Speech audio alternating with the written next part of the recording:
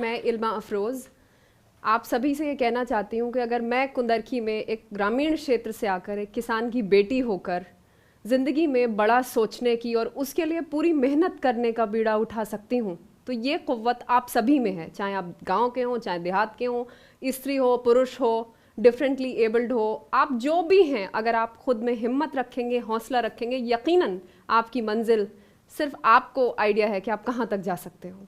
मैं 14 साल की थी जब मेरे पिता का देहांत हो गया था। उसके बाद मेरी अम्मी ने मुझे बड़ा किया, ज़िंदगी में ऊंचा सोचने की और ये मानने की, इस बात पे खुद पे, अपने पोटेंशियल पे यकीन करने की हिम्मत मुझे अपनी अम्मी से मिली।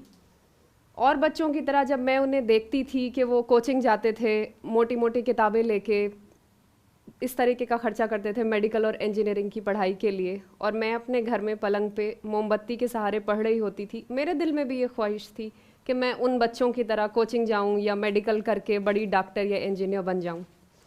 मगर उस वक्त घर में खाने के लिए हो जाए, यही एक बड़ी बात थी जो मेरे ख्याल से भारत के 80% किसानों के बच्चों को ग्रामीण क्षेत्रों में समस्याएं हैं, उसी तरीके की समस्या मेरे घर में भी थी।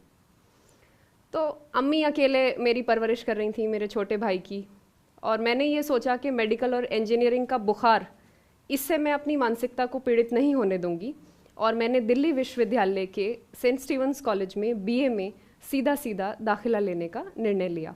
सेंट स्टीवंस कॉलेज के बाद मुझे विलायत जाने के लिए छात्रवृत्ति मिली। छात्रवृत्ति के पैसे वहाँ पढ़ने और वहाँ रहने के लिए थे, जाने के टिकट के लिए नहीं।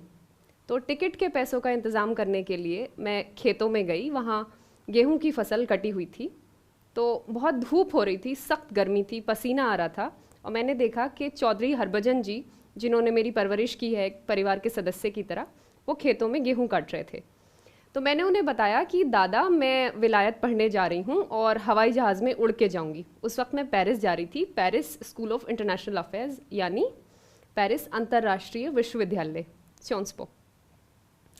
तो उन्होंने मुझसे पूछा कि बिटिया पढ़ लिख के क्या? मैंने कहा कि विलायत में पढ़ूंगी, फिर पढ़ लिख के वापस आऊँगी यहाँ पे आप सबके पास। तो फिर मैं देखती रही उन्हें गेहूं काटते हुए, उनका पसीना जो है वो मिट्टी में, ज़मीन में मिल रहा था, और कमर जो थी वो नंगी थी, और ऐसे धोती पहन के वो कटाई कर रहे थे। कहीं ना कहीं मेरे जहन में ये ख्याल बार बार आता रहा जब मैं हवाई जहाज़ में बैठ के जा रही थी कि चौधरी दादा वहाँ खेतों में उसी तरीके से काम कर रहे होंगे, मैं यहाँ खूबसूरत एसी में हूँ।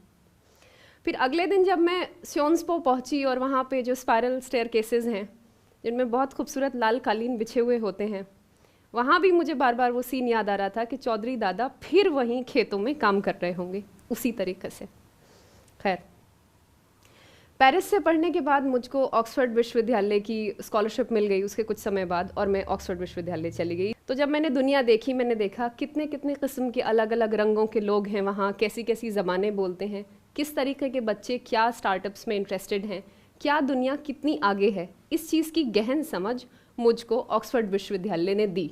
ऑक्सफोर्ड के बाद मैं संयुक्त राष्ट्र इंडोनेशिया में काम करने लगी, बोर्नियो में। संयुक्त राष्ट्र के बाद मैं न्यूयॉर्क सिटी चली गई फाइनेंशियल डिस्ट्रिक्ट में काम करने। फाइनेंशियल डिस्ट्रिक्ट जो है वो एक बहुत ही अर्थव्यवस्था का एक बहुत अच्छा मैग्नेट की तरह काम करता है, और मेरा जो कमरा था वो 42वें माले पे था, वॉल स्ट्रीट जो एरिया है उसमें। तो 42वें माले पे, और जो उसकी जो दीवार थी वो शीशे की थी, और रात को टेम्परेचर -13 डिग्री हो रहा था और बर्फ़ पड़ रही थी। तो मैं अपने कमरे की खिड़की में खड़े होकर कॉफ़ी पी रही थी, ऐसे मेरी उंगलियां ऐसे कॉफ़ी के कप की तरफ थी, और नीचे अमेरिका की जो पीली टैक्सीज होती हैं वो जा रही थी, ऐसे मैं देख रही थी उन्हें, जैसे बिल्कुल माचिस की डिब्बियाँ होती हैं, और सामने एम्पायर स्टेट बिल्डिंग रंग बदल रही थी। तो उसमें इत्तेफाक से उस दिन वो लोग जो सेलिब्रेट कर रहे थे वो कई रंगों में उसको रखते हैं, तो उस दिन इत्तेफाक से वो रंग जो था वो केसरिया हरा था। तो मैं देख रही थी वो रंग बदलते हुए एम्पायर स्टेट बिल्डिंग को। मेरे दिल में बार बार इस चीज़ का ख्याल आ रहा था कि मैं तो यहाँ न्यूयॉर्क में दुनिया घूम ली, पेरिस में पढ़ ली, ऑक्सफोर्ड में पढ़ ली, चौधरी दादा और बाकी लोग जिन्होंने मुझे इस लायक बनाया कि मैं इन जगहों पे आ सकूं, अपने अंदर की प्रतिभा को रियलाइज़ कर सकूं, वो आज भी उसी गर्मी में बिना बत्ती पानी उन्हीं तमाम दिक्कतों के साथ वो ज़िंदगी जी रहे हैं। और मैंने डिसाइड किया कि अब मुझे वापस जाना है अपने मुल्क, अपने देश, उन्हीं लोगों के बीच जिनकी मैं बेटी हूँ। अच्छा, क्या होता था कि जब भी कभी मैं ब्रेक्स में वापस आती थी वेकेशंस में, तो मुझे देख के आम लोगों की आंखों में एक अजीब सी चमक होती थी। ऐसा लगता था जैसे सितारे चमक रहे हों आंखों में। उन्हें लगता था कि शायद मेरी विलायत की पढ़ाई से उनकी कोई ज़िंदगी में बदलाव आ जाए। जैसे मान लो किसी का राशन कार्ड नहीं है, तो उनको लगता था कि मुझे देखेंगे तो शायद बिटिया विलायत से पढ़ के कुछ ऐसा करेगी कि उनकी ज़िंदगी में कोई बदलाव किसी किस्म का आ जाएगा। अम्मी को जो है कांस्टेंट सुनना पड़ता था, लौंडिया है क्या कर लोगी। मतलब अगर मैं अपना ऑक्सफोर्ड विश्वविद्यालय की अगर मैं मार्कशीट भी लाऊं तो उसको फेंक के मारा जाए और कहा जाए कि लौंडिया है, लौंडा कुछ करे तो बात भी। खैर, इस सोच के साथ मैंने फिर सिविल सेवा में आने का निर्णय लिया। तो इससे दो चीज़ें तो साफ हो गई कि बेटियां सिर्फ सुरक्षा मांगने के लिए नहीं, बेटी सुरक्षा दे भी सकती है। और ये बहुत मजबूती के साथ इस चीज़ का सिंबलिज्म है, इस चीज़ का प्रतीक है, इस चीज़ को दृढ़ता के साथ साबित करती है कि आज का भारत बदल रहा है। आज भारत की बेटी मजबूत है, भारत अपनी बेटियों को सुरक्षा देता है, बेटी सुरक्षा यहाँ देती है। और भारत में जिस तरीके की एनर्जी मैंने देखी है, हमारे युवा जो हमारी बहुत बड़ी, सबसे बड़ी हमारी लोकतंत्र के साथ साथ जो हमारी सबसे बड़ी असेट हैं, आज हमारे युवा इतना अच्छा कर रहे हैं, उनके लिए इतनी अपॉर्चुनिटी है भारत में। ज़रूरत है हिम्मत की, हौसले की, मेहनत की और कभी भी हिम्मत ना हारने की।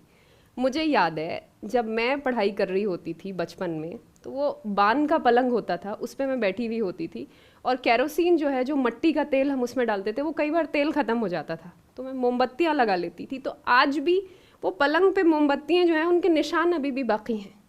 और ये दुनिया मेरे ऑक्सफोर्ड विश्वविद्यालय के वुल्फसन कॉलेज के डाइनिंग हॉल में फॉर्मल डिनर नाइट से बहुत अलग है, बहुत मुख्तलिफ है।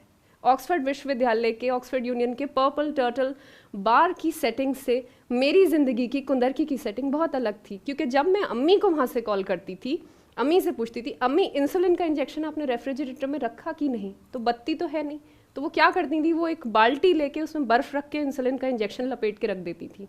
मेरी ज़िंदगी विलायत की, विदेश की, मेरी हिंदुस्तान की ज़िंदगी से बहुत अलग। लेकिन अब मुझे लगता है कि यहाँ वापस आकर अपने मुल्क, अपने लोगों को गले लगाकर, अपने मुल्क की समस्या को समझकर कि मेरे देश में बेटी मजबूत है, बेटी सुरक्षा दे सकती है, बेटी आपके लिए है।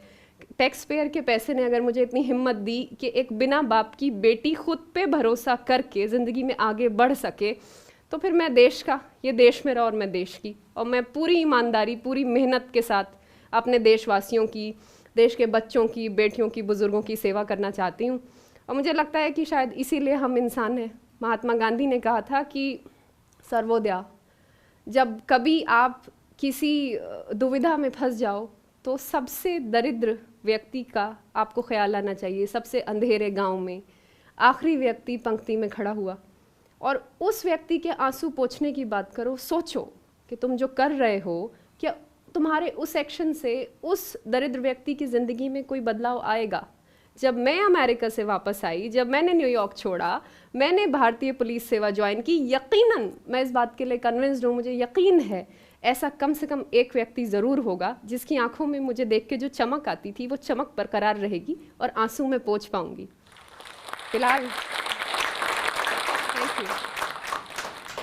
और मैं बहुत खुश हूँ कि मैं भारत वापस आई और आप सभी को मेरा यही मैसेज है कि आप जो भी करें, आपका वोकेशन कोई भी हो सकता है, भले से वो सिविल सर्विस हो, भले से भारतीय पुलिस सेवा हो जो सचमुच बहुत अच्छा ऑप्शन है, भारतीय प्रशासनिक सेवा हो, भारतीय विदेश सेवा हो, या कुछ भी, चाहे आप कोई स्टार्टअप चला लें। एक चीज़ हमेशा आपके जहन में, आपका सेंटर में रहना चाहिए, वो है हमारे भारत की तरक्की। भारत जो है वसुदेव कुटुंबकम, पूरा विश्व हमारा परिवार है, परंतु इंडिया फर्स्ट। तो जो भी करें देश की तरक्की के लिए करें। और इसी सोच के साथ आप सभी को मेरा नमस्कार, धन्यवाद। इस वीडियो के बारे में अपनी राय नीचे कमेंट सेक्शन में हमें बताएं और अपने दोस्तों के साथ ये वीडियो शेयर करना ना भूलें।